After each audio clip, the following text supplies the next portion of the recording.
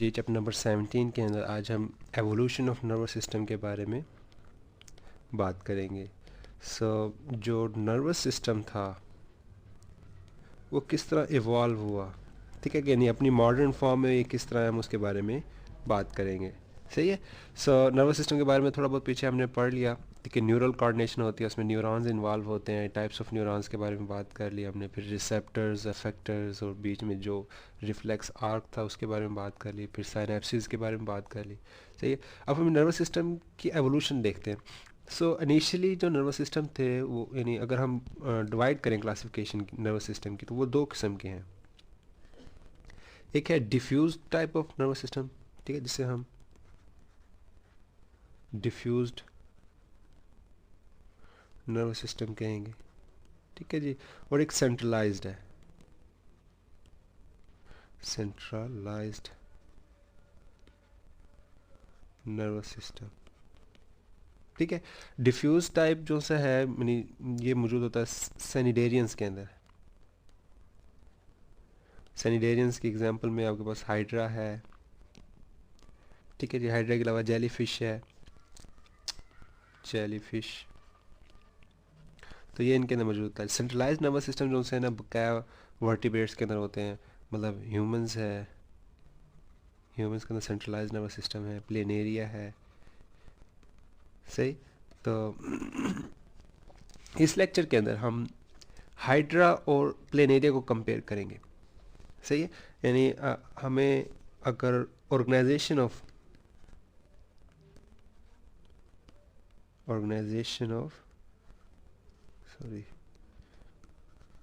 Nervous system पढ़नी है तो हम किसको कंपेयर करेंगे? हाइड्रा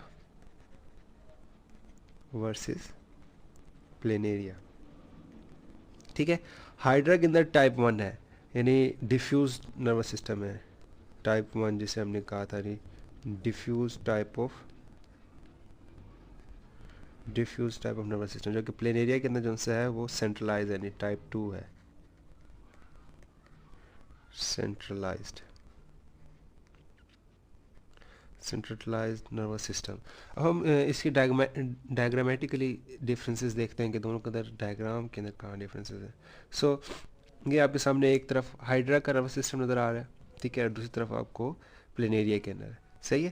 तो जो हाइड्रा के, फॉर एग्जाम्पल पहले हम हाइड्रा के बारे में बात करते हैं, तो इसके अंदर क्या है कि गैंग्लियाज इन्वॉल्व हैं और न्यूरॉन्स जो से हैं वो एक दूसरे के साथ रैंडमली कनेक्टेड है, ठीक है।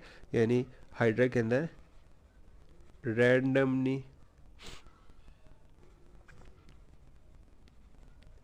connection of neurons,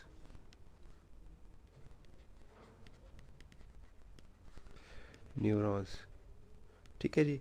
उसमें कोई ब्रेन नहीं है, नो ब्रेन, सेंट्रल कह रहे हैं कि नर्वस सिस्टम उसके अंदर नहीं है, ठीक है, जिसे हम सेरिब्रल पार्ट भी कहते हैं, नो ब्रेन है, ठीक है। रैंडमली कनेक्शन न्यूरॉन्स है विदाउट एनी ब्रेन, यानी सेंट्रल नर्वस सिस्टम इसके अंदर नहीं है। ब्रेन से क्या मुराद है यहाँ पे? CNS इसके अंदर मौजूद नहीं है। सही है। इसके अलावा एक फ़र्क क्या हो गया, सेकंड फ़र्क इसमें क्या नज़र आ रहा है कि इसके अंदर आप यानी डिफ्रेंशिएट नहीं करते, नो डिफ्रेंशिएशन है। किस चीज़ की भला? नो डिफ्रेंशिएशन बिटवीन सेंसरी, ठीक है जी, सेंसरी। आप इसमें ये नहीं बता सकते कि सेंसरी न्यूरॉन्स कौन से हैं,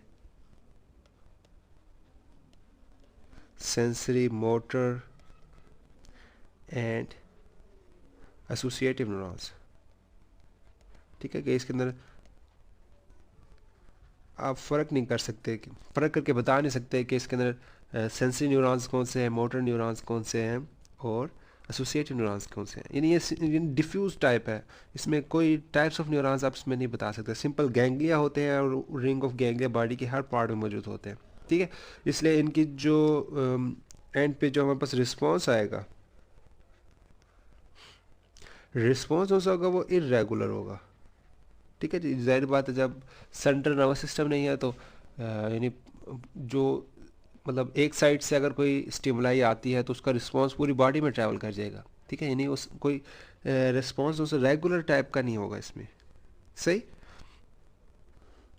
इसके अलावा इसके अंदर no special sensory organs, no special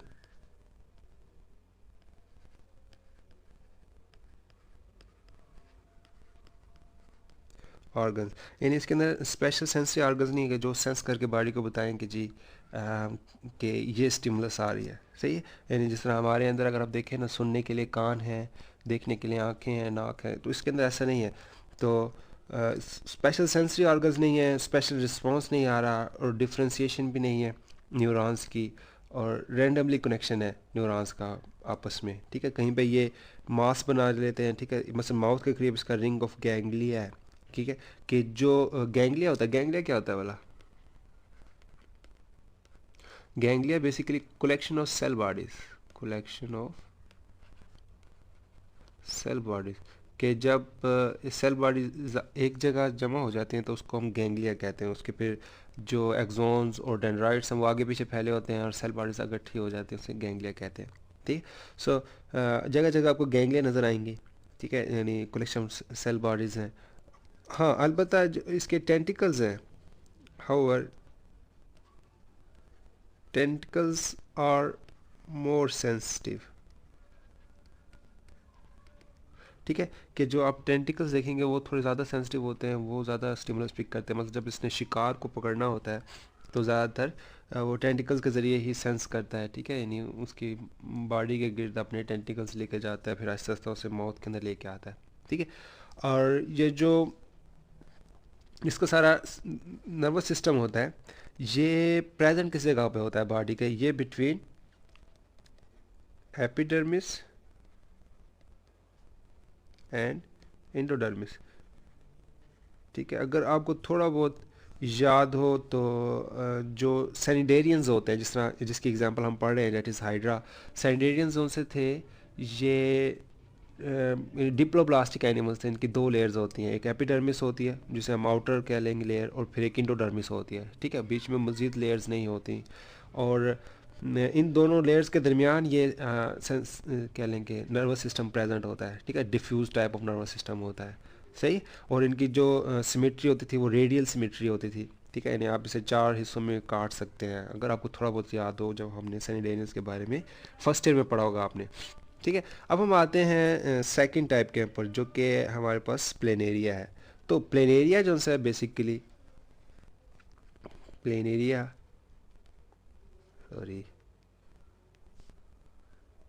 planaria जो है ये सेंट्रल नर्वस सिस्टम पोजेस करता है, ठीक है। वो डिफ्यूज नर्वस सिस्टम था, इसमें थोड़ा बहुत सेंट्रलाइज नर्वस सिस्टम है,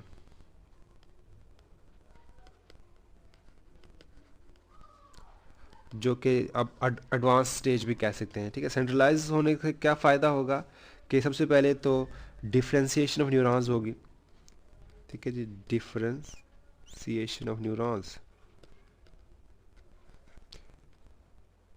ठीक है। कि न्यूरॉन्स अलग-अलग होंगे फंक्शन के हिसाब से, मतलब डेट इज़ मतलब सेंसरी होंगे, मोटर होंगे, एंड सेंसरी मोटर, और तीसरी किस्म कौन सी है भला, जिसे हम एसोसिएटिव या इंटर रिले, एसोसिएटिव न्यूरॉन्स कहते हैं। एसोसिएटिव न्यूरॉन्स भी प्रेजेंट होंगे, सही। सो सेंट्रलाइज्ड नर्वस सिस्टम में सबसे पहले क्या होगी, न्यूरॉन्स की डिफरेंशिएशन होगी, मतलब जो मैसेज लेके आएंगे सेंसरी होंगे, जो मैसेज आगे लेके जाएंगे मोटर होंगे, और जो सेंट्रल नर्वस सिस्टम बनाएंगे वो एसोसिएटिव न्यूरॉन्स होंगे, ठीक है।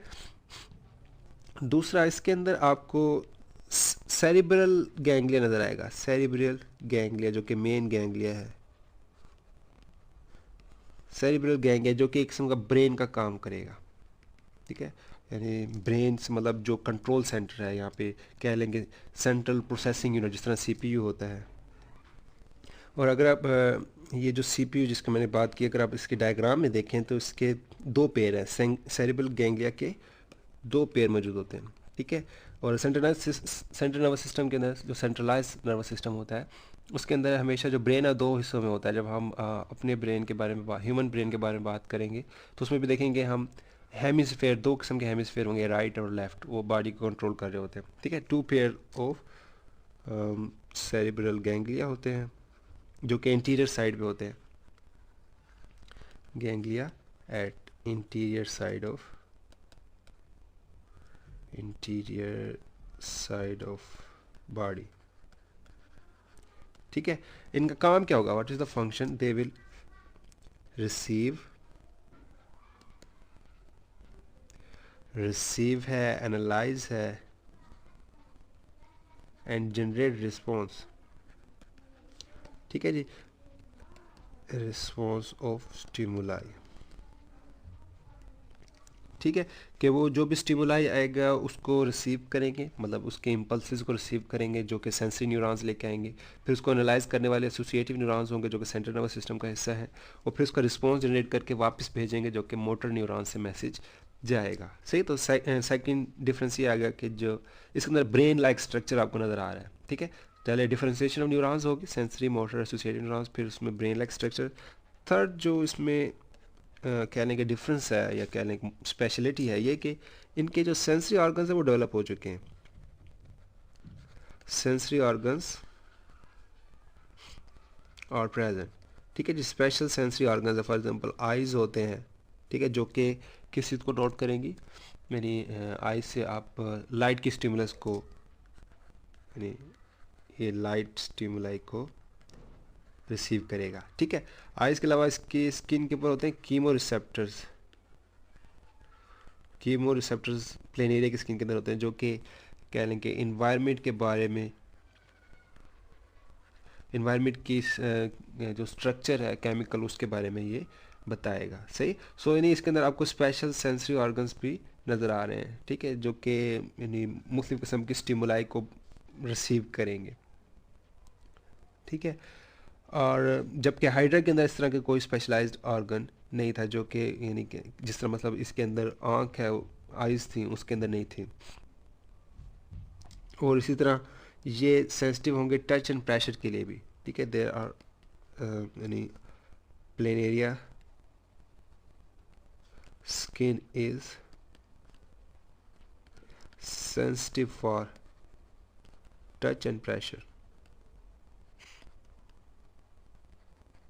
ठीक है, कि यानी इसकी जो सेंसरी सेल्स हैं हाइड्रा के सॉरी प्लेनेरिया के अंदर, वो स्किन के ऊपर जो मौजूद होंगे वो सेंस करेंगे प्रेशर और टच को भी। यानी यानी कह लें कि इसके अंदर ये केमिकल रिसेप्टर्स होंगे।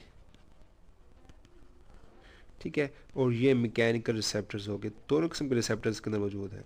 ठीक है, कि यानी केमिकल मतलब लाइट वगैरह एंटर होती है, केमिकल चेंज आता है। सही है, कीमो रिसेप्टर्स जो कि एनवायरनमेंट के अंदर सेंस करते हैं केमिकल्स के बारे में, तो केमिकल रिसेप्टर्स हो गए इसी तरह, और मैकेनिकल रिसेप्टर्स हैं जो कि टच, प्रेशर को, मोशन वगैरह को फील करेंगे।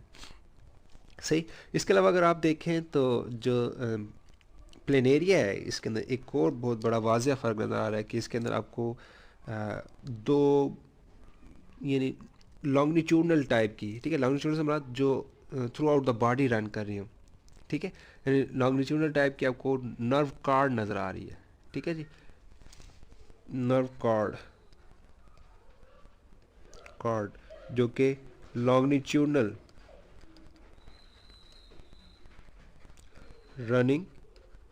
रन कर रही है थ्रू द बॉडी।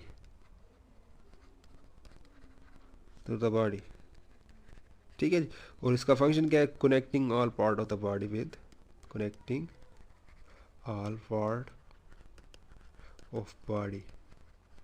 विद जो हमारे पास कह लें कि ब्रेन है, जो हमने जिसे हमने सेरेब्रल गैंग्लिया जिसे हमने ब्रेन कहा था उसके साथ ये सबको कनेक्ट कर रही है।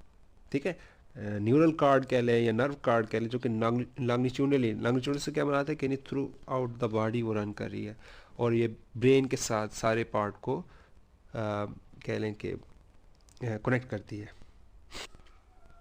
और एक इसका छठा छोटा सा फ़र्क है। ठीक है, कि हमने जो हाइड्रा में पढ़ा था कि मतलब जो उसका सारा नर्वस सिस्टम था, डिफ्यूज टाइप का नर्वस सिस्टम था, वो एपिडर्मिस और इंडोडर्मिस के बीच में मौजूद था। ठीक है, यानी उसमें 2 लेयर्स थी, डिप्लोब्लास्टिक एनिमल था, ये ट्रिप्लोब्लास्टिक एनिमल, इसके अंदर 3 लेयर्स होती हैं। ठीक है, तो इसके अंदर जो न्यूरॉन्स हैं, ठीक है, न्यूरॉन्स या न्यूरोनल नेटवर्क जो सा है, ठीक है, बेशक वो सेंसरी हो या फिर मोटर न्यूरोनल नेटवर्क हो, वो प्रेजेंट होता है प्रेजेंट बिटवीन एपिडर्मिस, ठीक है, और एपिडर्मिस के थोड़ा सा डीपर भी होता है, ठीक है, यानी डीपर इन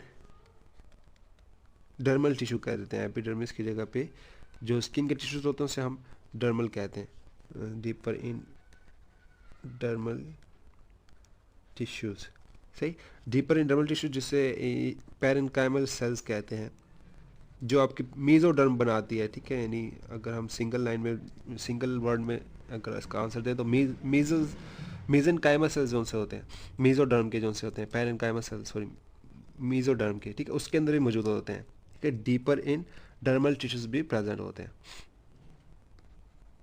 आल्सो प्रेजेंट, ठीक है, यानी जो ऊपर वाले एपिडर्मिस के ऊपर हैं जो कि कीमोरिसेप्टर्स होते हैं, केमिकल्स को सेंस करेंगे, ठीक है, इसके अलावा टच को सेंस करेंगे, मोशन को सेंस करेंगे, जबकि जो डीपर है वो प्रेशर को सेंस करने के लिए यूज़ होते हैं, ठीक है, तो यानी इसमें थर्ड कैटेगरी के अंदर भी रिसेप्टर्स मौजूद हैं जो कि यानी सिर्फ सुपरफिशियल नहीं है बल्कि थोड़े से अंदर बॉडी के इनसाइड भी मौजूद है, जबकि हाइड्रा के अंदर सारे जो नर्वस सिस्टम का सुपरफिशियल प्रेजेंट था, ठीक है, तो इसमें डीपर डर्मल टिश्यूज़ के अंदर भी आपको रिसेप्टर्स मिलेंगे, सही। सो ये एवोल्यूशन ऑफ नर्वस सिस्टम के बारे में होगा जिसके अंदर हमने दो टाइप्स पढ़ी, एक सेंट्रलाइज है और एक डिफ्यूज़ है। फिर हमने देखा कि किस तरह जो सेंट्रलाइज नर्वस सिस्टम है वो किस तरह मॉडर्न है, कह लें कि किस तरह उसके ज़्यादा फ़ायदे हैं as compare to diffuse nervous system, जिसके अंदर हमने एग्जांपल्स एक हाइड्रा की पढ़ी और प्लेनेरिया की, दोनों को कंपेयर किया हमने, और एंड पे हमें जो चीज़ नज़र आ रही है वो ये है कि जो सेंट्रलाइज नर्वस सिस्टम है इट इज़ मोर एडवांस। क्यों? क्योंकि इसके अंदर एक तो सीपीयू आ गया, यानी सेंट्रल प्रोसेसिंग यूनिट जिसे हम ब्रेन कहते हैं, ब्रेन प्रेजेंट है, ठीक है, जो कि बॉडी के तमाम स्टिमुलस को रिसीव करेगा, उसको एनालाइज करेगा, उसके बाद रिस्पॉन्स जनरेट करेगा, स्पेशलाइज्ड रिस्पॉन्स यहाँ पे जनरेट हो रहा है, ठीक है, जबकि पहले में रैंडमली रिस्पॉन्स हमारे पास आ रहा था।